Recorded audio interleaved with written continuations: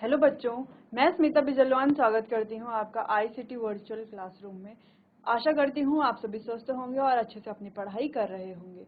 बच्चों, आज हम पढ़ने जा रहे हैं क्लास 8 की साइंस। और क्लास 8 साइंस में हमारा चैप्टर चल रहा था कंबशन एंड फ्लेम, यानी कि दहन और ज्वाला, जहाँ पर दहन के बारे में हम सारे पॉइंट्स को अच्छे से पढ़ चुके थे। सारे पॉइंट्स हमने कवर कर लिए थे कि दहन क्या होती है। ठीक है, दहन के लिए आवश्यक शर्तें क्या हैं, दहन के प्रकार क्या हैं। ठीक है, दहनशील पदार्थ और गैर दहनशील पदार्थ क्या होते हैं। साथ ही आग अगर लग जाए तो आग पर नियंत्रण कैसे पाया जाता है। ठीक है, और भी कुछ छोटे छोटे टॉपिक्स हमने कवर कर लिए थे इसमें ही। फिर हम बात कर रहे थे बच्चों ज्वाला यानी कि फ्लेम की। तो फ्लेम भी हमने कवर कर लिया था कि फ्लेम क्या होता है। ठीक है, कुछ जो है हमारे ऐसे पदार्थ होते हैं जिनसे ज्वाला निकलती है, कुछ पदार्थ ऐसे होते हैं जिनसे ज्वाला नहीं निकलती। तो उनके एग्जाम्पल्स क्या होते हैं वो भी हमने अच्छे से देख लिया था। मोमबत्ती के स्ट्रक्चर को हमने डिटेल में डिस्कस कर लिया था कि कौन कौन सी कैंडल में जो है, यानी कि मोमबत्ती जो है, जब जो ज्वाला है, सिंपली अगर हम ज्वाला की बात करें तो ज्वाला में कौन कौन सी जोन है, कौन कौन से क्षेत्र है, कौन सा सबसे गर्म पार्ट है, कौन सा सबसे कम गर्म पार्ट है। इस तरह के ये सारे पॉइंट्स हमने क्लियर कर लिए थे। चलिए, तो एक बार उनको रिवाइज करके आगे जो है चैप्टर को कंटिन्यू करते हैं। तो आप देख लीजिए कि ये सारे टॉपिक्स जो है हम पढ़ चुके हैं। चलिए, फिर हम पढ़ रहे थे ईंधन क्या होता है। हमने पढ़ा कि ईंधन के जो है 3 प्रकार होते हैं, 3 प्रकार के ईंधन होते हैं। सिंपली अगर हम कहें ठोस, तरल और गैसीय ईंधन। अब ये क्या क्या होते हैं, इनके क्या क्या एग्जाम्पल होते हैं वो हमने डिस्कस कर लिया था। साथ ही हमने ईंधन दक्षता के बारे में डिस्कस कर लिया था और देख लिया था कि जो कुशल ईंधन होते हैं वो कौन कौन से होते हैं और जो कम कुशल ईंधन होते हैं वो कौन से होते हैं। जैसे हमने बात की जो हाइड्रोजन है, बायोगैस है, एलपीजी है, सीएनजी है, ये हमारे क्या है, सारे कुशल ईंधन है, यानी कि एक अच्छे फ्यूल है। हम कह सकते हैं कि सारे ही क्या है, गुड फ्यूल है। ठीक है, अच्छे फ्यूल है। वहीं जैसे ये गोबर के उपले, लकड़ी है, कोयला है, तो ये इतने अच्छे फ्यूल नहीं है। क्यों? क्योंकि इनकी कैलोरीफिक वैल्यू इतनी ज्यादा नहीं है। तो हमने एक एग्जांपल की बात की थी कि अगर हमें 1 लीटर पानी बॉईल करना है और हमें 3 अलग अलग फ्यूल दिए हुए हैं और सबकी मात्रा 1, यानी कि 1 केजी गोबर के उपले, लकड़ी और एलपीजी दिया हुआ है, तो हम कौन सा फ्यूल का उपयोग करेंगे जिससे जल्द से जल्द जो है वाटर क्या हो जाए, जो पानी है वो क्या हो जाए, बॉयल हो जाए, यानी कि उबल जाए। तो हम किसका उपयोग करेंगे, एलपीजी का उपयोग करेंगे, है ना, जिसका उपयोग हम घरों में भी करते हैं। ठीक है, चलिए, तो ये इतने पॉइंट्स तो हमने डिस्कस कर लिए थे। तो बच्चों, लास्ट लेक्चर में हम पढ़ रहे थे कि ईंधन ईंधन ईंधन जलाने के जो हानिकारक प्रभाव हैं वो क्या क्या होते हैं। ठीक है, तो उसी को हम थोड़ा यहाँ पर इसी पार्ट को रिवाइज करके इसी को ही हम आगे आज कंटिन्यू करेंगे। चलिए, तो ईंधन जलाने के हानिकारक प्रभाव क्या होते हैं, थोड़ा बहुत हमने देख लिए थे, एक बार इनको रिवाइज कर लेते हैं। चलिए, तो जैसे लकड़ी है, कोयला है, पेट्रोलियम है, ठीक है, तो ये हमारे कुछ ईंधन है। कैसे ईंधन है, कार्बन ईंधन है। क्या है ये, कार्बन ईंधन है। तो ये हवा में राख या बिना जले हुए मुहिम कार्बन के कण छोड़ते हैं जब इनको जलाया जाता है। आप जानते हैं लकड़ी को जब जलाया जाता है तो हवा में क्या छोड़ता है, धुआं छोड़ता है। कोयला, पेट्रोलियम, इनको जब जलाया जाता है तो ये हवा में धुआं यानी कि हवा में राख तो छोड़ते ही है, साथ ही साथ बिना जले कार्बन के मुहिम कण भी ये छोड़ते हैं, यानी कि अनबर्न्ड पार्टिकल्स को भी ये छोड़ते हैं। अब ये अनबर्न्ड पार्टिकल्स से क्या होता है बच्चों, ये जो पार्टिकल्स हैं हवा में होते हैं, हवा में ही हम क्या कर रहे हैं, सांस ले रहे हैं, तो ये पार्टिकल्स जो है हमारे अंदर भी चले जाते हैं, जिससे हमें अस्थमा जैसी बीमारियां या स्वास्थ्य संबंधी बीमारियां हो सकती है। ठीक है, तो इसीलिए ये क्या है, हानिकारक है, क्योंकि जला रहे हैं तो ये जो मुहिम कार्बन के कण है ये हवा में फैल रहे हैं, तो ये हवा में फैल रहे हैं, उसी हवा में हम भी सांस ले रहे हैं। तो सोचिए अगर कि कोई अगर ऐसी जगह में रहते हैं जहां पर बार बार ये जो ईंधन है वो जलते रहते हैं, तो वहां के आसपास के रहने वाले जो लोग होंगे उनके जो स्वास्थ्य संबंधी बीमारियां होंगी वो कितनी ज्यादा होंगी। ठीक है, चलिए, फिर बात करते हैं, एक दूसरा पॉइंट है कि जो मुहिम कण होते हैं कार्बन के, इनको बच्चों एसपीएम यानी कि सस्पेंडेड पार्टिकुलेट मैटर कहा जाता है। ठीक है, एसपीएम सस्पेंडेड पार्टिकुलेट मैटर कहा जाता है। नेक्स्ट पॉइंट की बात करते हैं, ईंधन जैसे कि कोयला, गैसोलीन या अन्य कोई हमारे फॉसिल फ्यूल है, यानी कि जीवाश्म ईंधन है, तो उनके अधूरे दहन से, अधूरे दहन यानी कि बच्चों अपूर्ण दहन भी हम कह सकते हैं। क्या कह सकते हैं,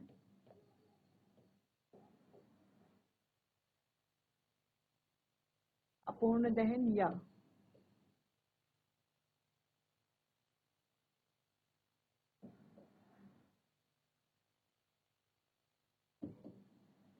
हम कह रहे हैं इनकम्प्लीट कंबशन। ठीक है, तो अपूर्ण दहन से कार्बन मोनोऑक्साइड, जिसे हम CO भी कहते हैं, CO कार्बन मोनोऑक्साइड जैसे गैस निकलती है जो बहुत जहरीली यानी कि पॉइजनस गैस होती है और उस कमरे में सो रहे लोगों की जान ले सकती है जहां कोयला जल रहा। ठीक है, तो ये जो जीवाश्म ईंधन है बच्चों, तो इनका जब अपूर्ण दहन होता है, अपूर्ण दहन कब होगा, अपूर्ण दहन कब होता है, ये हमने बात की थी जब हम दहन के बारे में पढ़ रहे थे, तो वहां पर हमने पूर्ण दहन और अपूर्ण दहन यानी कि कंप्लीट कंबशन और इनकम्प्लीट कंबशन के बारे में पढ़ा था। अपूर्ण दहन जहां पर ऑक्सीजन की मात्रा जो है वो पर्याप्त नहीं जा पाती। ठीक है, पर्याप्त तो ऑक्सीजन उन्हें नहीं मिल पाती कंबशन के लिए, दहन के लिए, तो उनका क्या होता है, अपूर्ण दहन होता है। जब अपूर्ण दहन होता है तो कार्बन मोनोऑक्साइड गैस निकलती है और जब पूर्ण दहन होता है बच्चों तब कार्बन डाइऑक्साइड गैस निकलती है। अब ये जो कार्बन मोनोऑक्साइड गैस है ये बहुत ही पॉइजनस गैस होती है, यानी कि बहुत ही ज्यादा जहरीली हानिकारक गैस होती है। इतनी हानिकारक होती है कि यदि कोई कमरा है और वहां पर कोयला जल रहा है, ठीक है, खिड़की दरवाजे अगर बंद है और कोयला वहां पर जल रहा है और कोई व्यक्ति भी वहां पर है, तो कार्बन मोनोऑक्साइड जो है निकलती रहेगी निकलती रहेगी। अब खिड़की दरवाजे बंद है तो ज्यादा ऑक्सीजन एयर नहीं आ पाएगी, है ना, और जितनी भी ऑक्सीजन रूम में होगी वो सारी ऑक्सीजन तो है कोयला यूज कर लेगा जलने के लिए। तो धीरे धीरे कमरे में क्या बढ़ता रहेगा, कार्बन मोनोऑक्साइड का स्तर बढ़ता रहेगा। जैसे जैसे कार्बन मोनोऑक्साइड का स्तर बढ़ता रहेगा, जो व्यक्ति कमरे में होगा, यदि व्यक्ति सो रहा है तो सांस ले रहा है तो अंदर क्या जा रहा है, कार्बन मोनोऑक्साइड जा रही है अंदर। ठीक है, जो हम सांस लेते हैं वैसे अगर हम नॉर्मली सांस ले रहे हैं तो एयर जा रही है, ऑक्सीजन से ब्लड सप्लाई होता है। ठीक है, ये हम आगे बायो में पढ़ते हैं। लेकिन यहाँ पर क्या होता है बच्चों, ऑक्सीजन की जगह हम कार्बन मोनोऑक्साइड को क्या करते हैं, इनहेल करने लगते हैं। अब ये जो कार्बन मोनोऑक्साइड है जब हम इसको इनहेल करते हैं तो इससे जो व्यक्ति है कमरे में उसकी मृत्यु तक हो सकती है। अब मृत्यु कैसे हो सकती है, सिर्फ गैस को इनहेल करने से मृत्यु कैसे हो गई, तो देखो कैसे होती है। ये जो कार्बन मोनोऑक्साइड है बच्चों, ये हमारे रक्त में हीमोग्लोबिन के साथ मिल जाता है। अब जानते हैं सब कि ब्लड में क्या होता है, हीमोग्लोबिन होता है। तो ये जो हमारा रक्त है, रक्त में हीमोग्लोबिन के साथ मिलकर के कार्बोक्सी हीमोग्लोबिन बनाती है।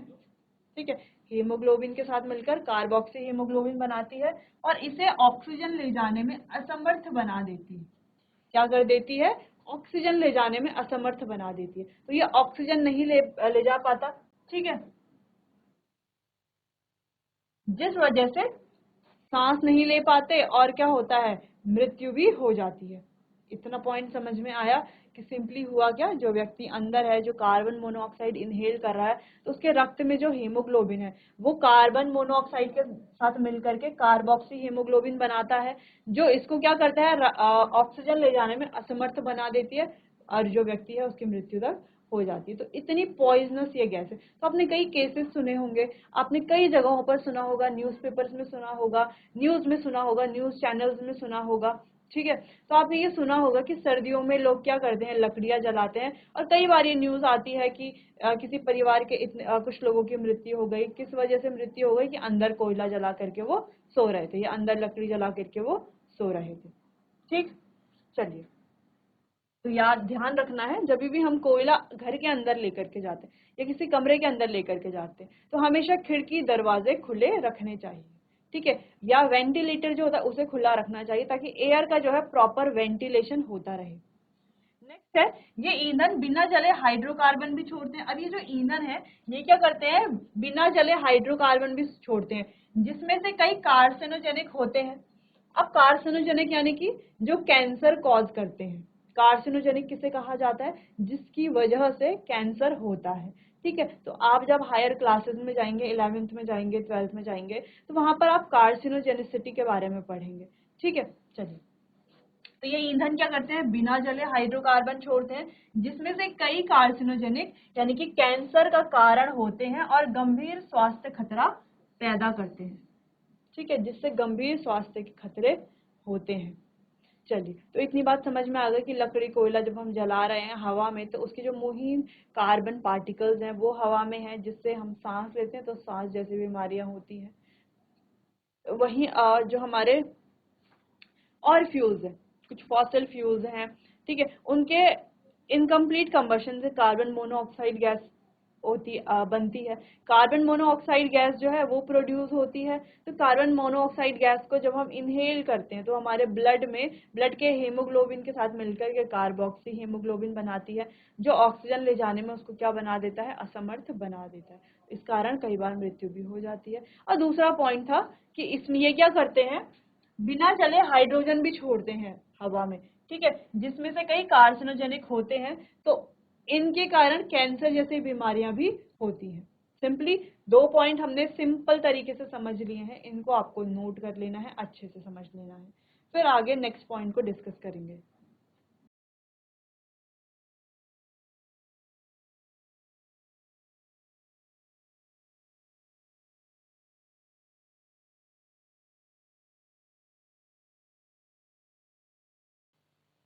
चलिए, तो अब आगे बढ़ते हैं।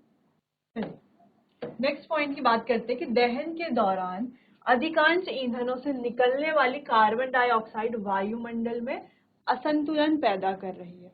अब हम जानते हैं दहन के दौरान जो ज्यादातर हमारे क्या है, ईंधन है, तो उनसे क्या निकल रही है, कार्बन डाइऑक्साइड गैस निकल रही है, ठीक है। क्या निकल रही है, कार्बन डाइऑक्साइड गैस, जिसको हम सिंपली कहते हैं CO2।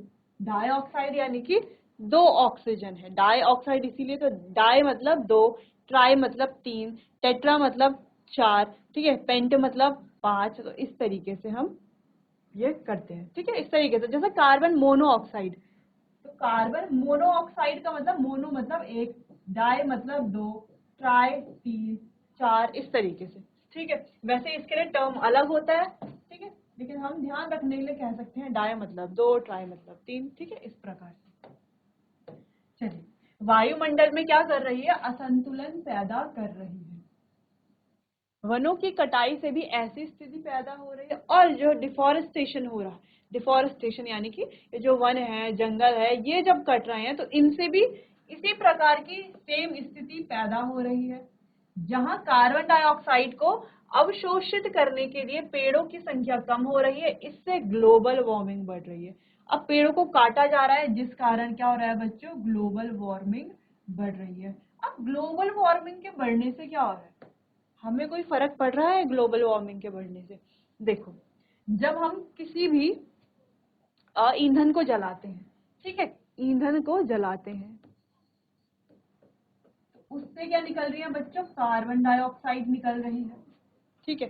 पेड़ों को काट रहे हैं, इस प्रकार से पेड़ों को काटा जा रहा है, तो भी क्या निकल रही है, कार्बन डाइऑक्साइड निकल रही है।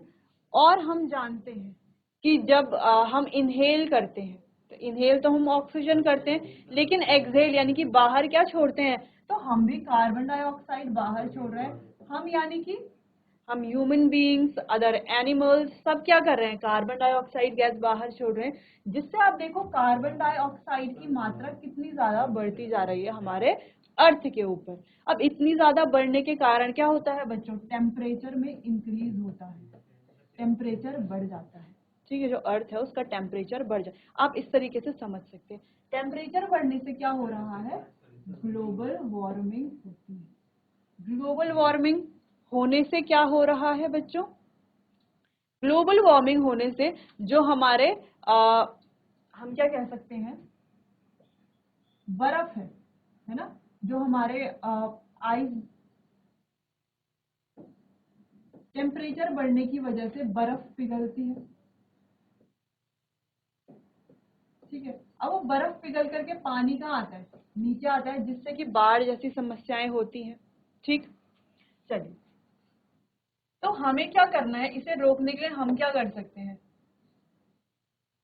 एक तो हम क्या कर सकते हैं, जो ईंधन है इनका कम उपयोग कर सकते हैं, सिर्फ जरूरत पड़ने पर ही उपयोग करें, फालतू हम इसका उपयोग ना करें। ऐसा नहीं कि कुछ भी चीज में हम ईंधन का उपयोग करें, नहीं, जब जरूरत है तभी हमें उपयोग करना चाहिए, ठीक है। बाकी हमें इसको क्या करना चाहिए, सेव करना चाहिए फ्यूचर के लिए भी, किसके लिए सेव करना चाहिए? फ्यूचर के लिए। ठीक। दूसरी चीज, पेड़ों को जो काटा जा रहा है, तो हमें क्या करना चाहिए?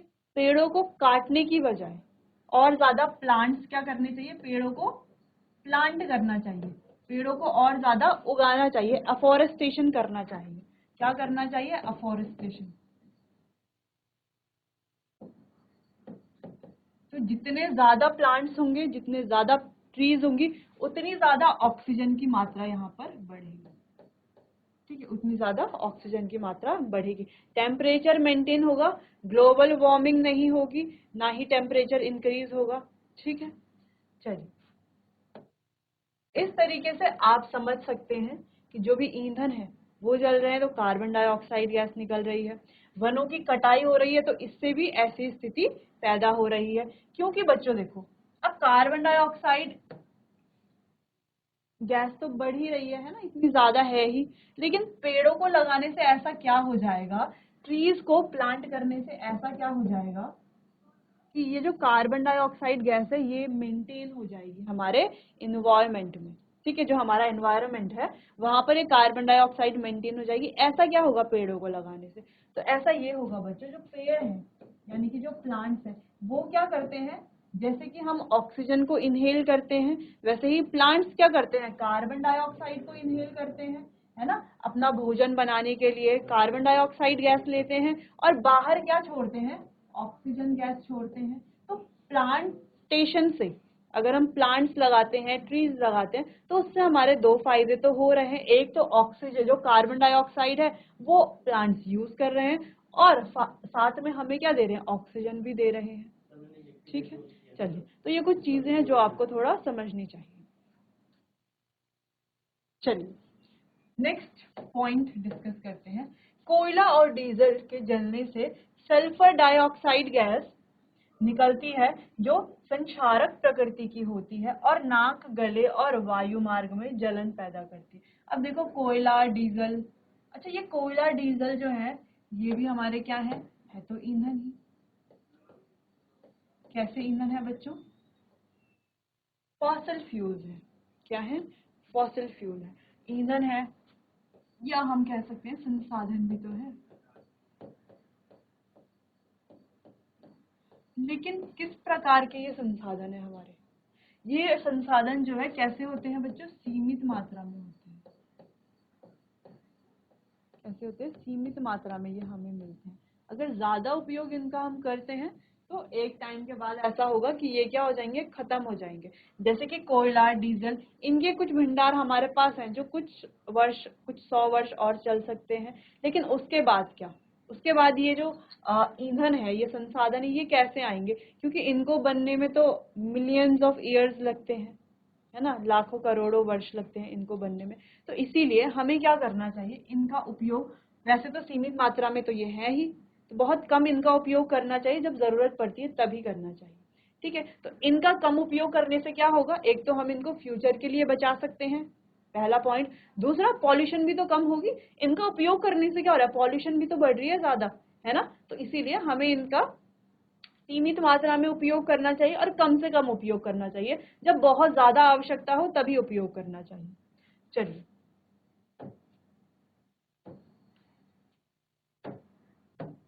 कि जलने से सल्फर डाइऑक्साइड गैस, अब ये जो कोयला है, डीजल है, यानी कि ये जो ईंधन है, इनके जलने से बच्चों सल्फर डाइऑक्साइड गैस निकलती है। ठीक है, सल्फर डाइऑक्साइड फॉर्मूला अब आप बना सकते हैं खुद से, निकलती है, जो संक्षारक प्रकृति की होती है, और इससे क्या होता है बच्चों, नाक में, गले में और वायु मार्ग में जलन पैदा करती है। ठीक है, इससे सांस लेने में तकलीफ होती है, तो देखो सांस लेने में भी इससे क्या हो रही है, तकलीफ हो रही है। घरघराहट और छाती के आसपास जकड़न की भावना भी होती है। इस प्रकार से कई सारी स्वास्थ्य की बीमारियां, इससे स्वास्थ्य संबंधी हम कह सकते हैं प्रॉब्लम्स जो हैं, इससे होती है। ठीक है, कौन कौन सी होती है वो आप देख चुके हैं। पेट्रोल इंजन नाइट्रोजन के गैसीय ऑक्साइड छोड़ते हैं। अभी जो पेट्रोल इंजन है बच्चों, तो ये नाइट्रोजन के गैसीय ऑक्साइड छोड़ते हैं। ये सल्फर और नाइट्रोजन ऑक्साइड बारिश के पानी में घुलकर क्या करती हैं बच्चों, एक और इम्पोर्टेंट चीज, ये सल्फर और नाइट्रोजन ऑक्साइड बारिश के पानी में घुलकर एसिड बनाते हैं। क्या बनाते हैं, एसिड, यानी कि अम्ल बनाते हैं, और अम्लीय वर्षा का कारण बनते हैं। ये बहुत इंपॉर्टेंट पॉइंट है। क्या होता है इनके कारण, अम्लीय वर्षा, जिसको हम क्या कहते हैं बच्चों, जिसे हम कहते हैं एसिड रेन। क्या कहते हैं, एसिड रेन।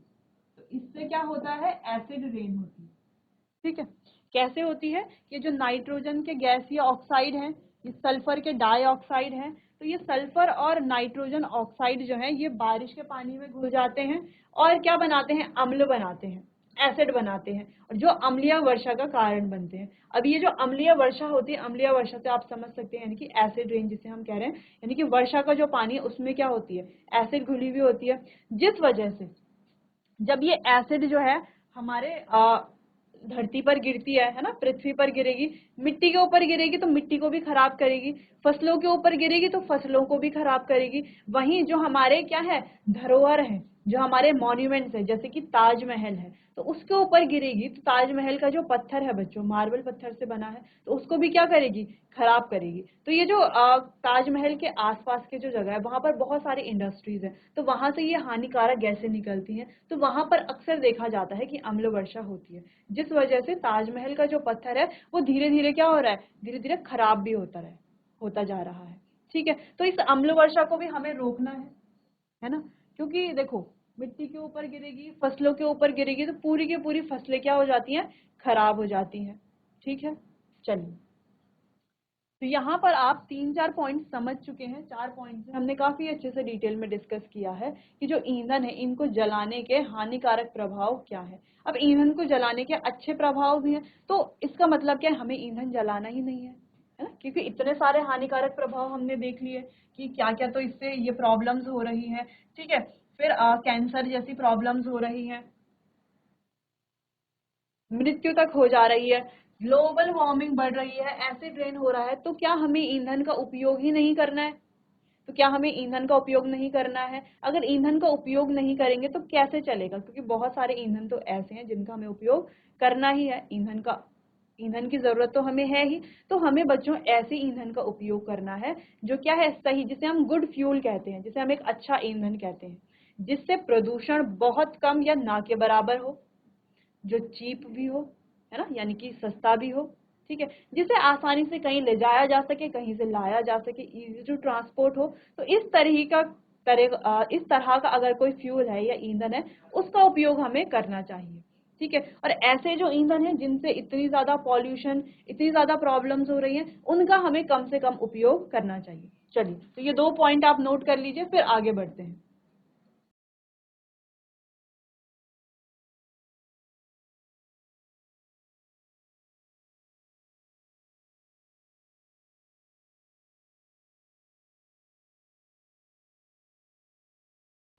चलिए, अब आगे बढ़ते हैं कि ग्लोबल वार्मिंग, थोड़ा बहुत इससे कुछ चीजें हैं वो हमें यहाँ पर पढ़नी है।